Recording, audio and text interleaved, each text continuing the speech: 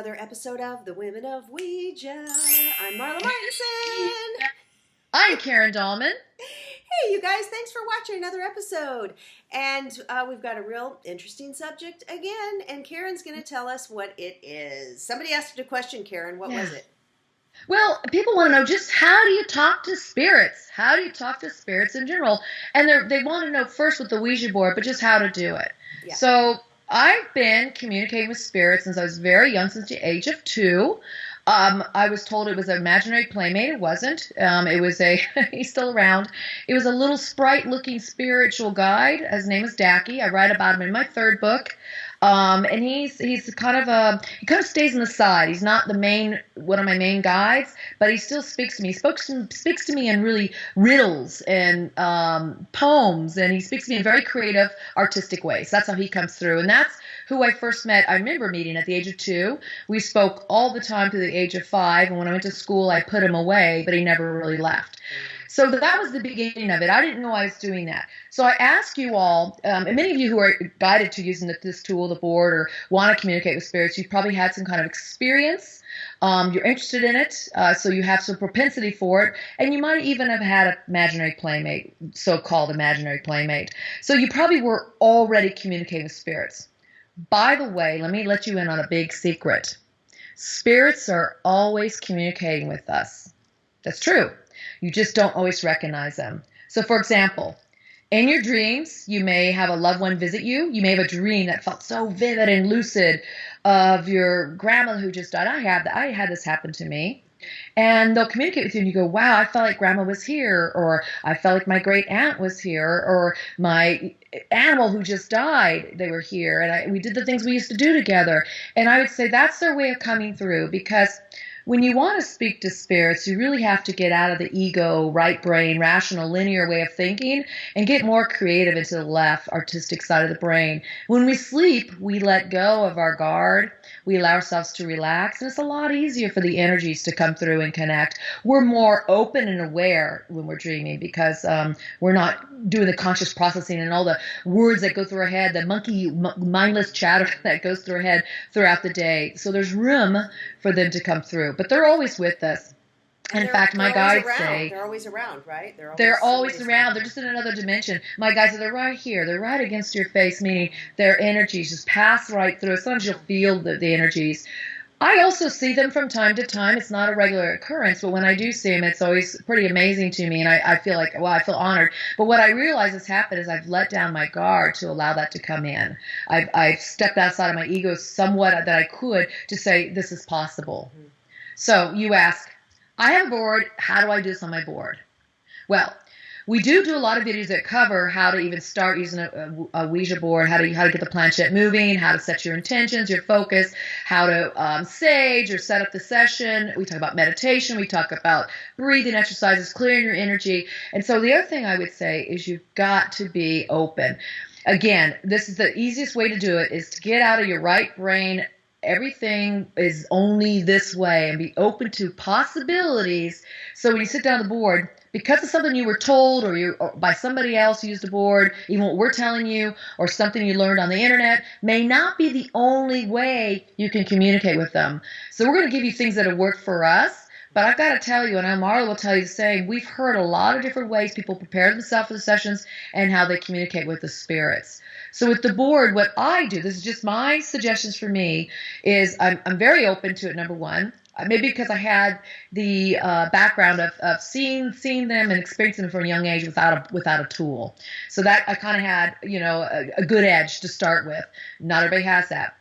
But what I do is I suspend my thoughts of disbelief, and I allow myself just to be open. Be skeptical, but be open. That's how you start. And I tell everybody I teach to use the board, you got to suspend your beliefs that, no, this is not possible, because then it will never be possible. But to be open to the possibilities that this could possibly happen. And then set your intentions and say, I really want to communicate with my guardian angel. Set those. Call upon them. You've got to reach out to them and invite them in. If you don't invite them, they respect you. They love you, respect you so much. They believe in free will. They follow free will. That is one of the laws of the universe. And so they will respect that of you until you invite them in. So you say, guardian angel, please, I want to hear from you, want to experience you. Give me a sign. And again, don't have expectations of how that sign will come. Right. Now, how they communicate to you on the board may be different. I've had mine come in very different ways through the board. And I've had them come to me outside the board, such as I'm asking for a solution to a problem, and then I get an answer, but the person who gives me the answer, her name is Angel, or Angela, or Angelina. Or I'm thinking of a question in my mind, I'm driving my car, and this just happened to me about a month ago. I had a big question I was pondering. The car in front of me, zoomed in front of me, this really cool Charger. It said, 1 Angel 1. I went, whoa. What was I thinking about? That's it. You see? Yeah. Let them come to you. And then as you start developing a relationship away from the board, just through the synchronicities, through getting your answers through, various ways, as I just mentioned, you will find that your connection using this tool will be developed that much more. And the spirits are like, oh, this person's ready and serious. They're practicing. They're raising their intention, their vibrations through intention.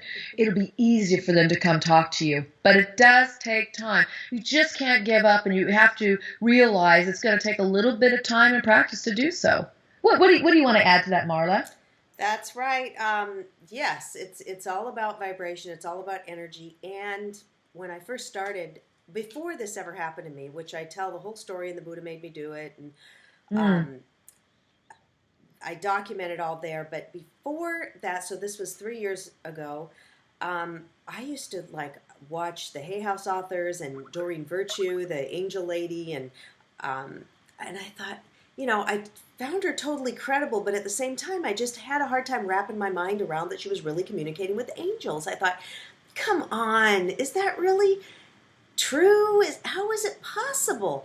And then when Julie and I, my girlfriend, she brought a couple of boards over, and it was just for fun on she said, hey, let's try this. And I'd never tried one before. We sat down, lit a candle, did all the fun stuff, said a little prayer, put some crystals around, and the planchette started moving, and the first time was this spirit that called itself Secret Spirit, and it was kind of a short session. It was really fun, and then we tried it again the next night, and the next night I said, who is this? And it spelled angel, and then that started the continuous dialogue with my angel. But before that, I never thought I would be talking to an angel, and so then that switched my mind to, oh yes, this is possible. Wow, oh my gosh. And then it's just built and built, and now to the point where there's some energy when I start doing, I can even put a certain oil that I always use on me, like this lavender mix, or when I'm getting ready to meditate, or when I'm getting ready, stepping into a spiritual class or reading, there's a swirl of energy on my upper left shoulder blade, and that is my angel touching me, putting the energy there, my healing angel, yes, go ahead. Because it's the only time I feel it is when I'm starting this kind of stuff. I wouldn't just be wandering. And through some other healers and intuitives and stuff, they've affirmed, yes, that's them. That's Mirth doing that. And so I've had a lot of experiences, and now being able to channel. So my disbelief is totally suspended now. Yeah. And that's when things do start coming in, and it's really fun. That's the key. What you just said, you suspended your disbelief. You're probably still skeptical in the beginning, but you suspended your disbelief. If you come about it, prove it to me. I'm just not going to sit down. And I would say don't even sit down with that person, and don't even try to use the board if you're that way too. I don't think you are, because you would not be watching these videos if you are. So you really want it to work. And so suspend that disbelief. Be open to the possibilities that you can communicate with all types. And I'll tell you, I'm talking to animals and plants and trees and ETs, and the list goes on. And it's because I'm open to the possibilities, and everything that has a sentient consciousness or awareness, you can tap into, communicate with. This is what I've learned. So I call my Ouija board, which is one of my Ouija boards back here, my Haskell Mystic board. I call it my cosmic phone. It's like my mobile phone, but it's a cosmic phone because I just reach out, dial up a frequency through my intentions, through my what I state I want to talk to, my like Marla says, raising your energy. That's how I dial. That's exactly like ringing the phone, the old-fashioned phones, or push feels button. like a phone, old-fashioned phone on my upper shoulder. You got to dial it up. Or you tune a knob on a radio, think of it that way, and you get that right frequency. And see, Marla's feeling it when her angels come in. When I sit down at the board, I go, oh, they're here. And I feel them behind me. It's a presence I feel, and they come forth, and I feel, and when they leave, they lift. And when I channel, it's the same thing. They come and I feel through my heart, and I go, oh, they're here, and then they speak through. So you'll start feeling it. So okay, here's another good idea of something to do. I'm glad I remembered to tell you this. And Marla reminded me of it. When you start doing this work, you're working with the board, and you get a good session, remember where that feels good in your body. And the next time you sit down at the session, try that again. If it's an excitement you felt in your heart, if it's an anticipation or excitement, or it's something you felt in your gut, or you got a chill, try to remember that, recall it, because that will help you dial your frequency back to that energy, to that communication again. Truly, our bodies are an incredible system. It's an incredible system of tuning and frequencies. It's all vibration, right? So our body really is what allows us to, it's the gateway, it's the portal to all the different dimensions. So through tuning your body, working and raising the energy, changing it, shifting it, is how you make these connections. It may not be so tangible for you right now, but as you progress with this work and you study, read, take classes, continue to watch these videos, read our books, check out other books, go to these websites, learn about this stuff, join the Facebook groups, and then you'll start to, really open and shift yourself to all these possibilities. As you start hearing everybody else's stories, it kind of helps you open up to your possibilities. Now, you will hear a lot of negative things out there, too. I'm going to tell you, I'm 43 years. It'll be 44 starting December 26th for me.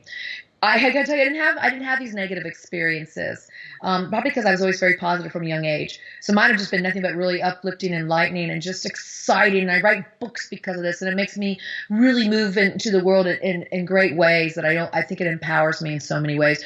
I really wish that for you, too. I really wish for your life to be the best it can be, for you to express your greatest self, for you to feel empowered so you can do things in the world the best you want to be. All your desires and dreams come true. And not that the Ouija board makes this happen, but working with these energies and fine-tuning your energies, and the Ouija board tool is one way that helps you do this.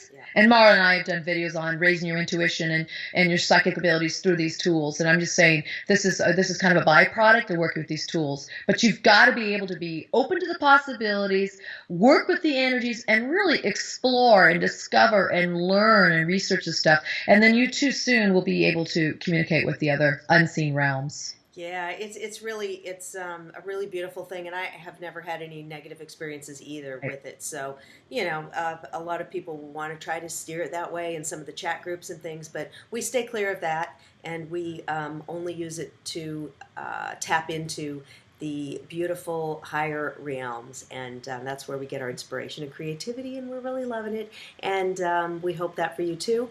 Thanks for watching another episode, and thank you guys. Happy boarding. Soon. Bye.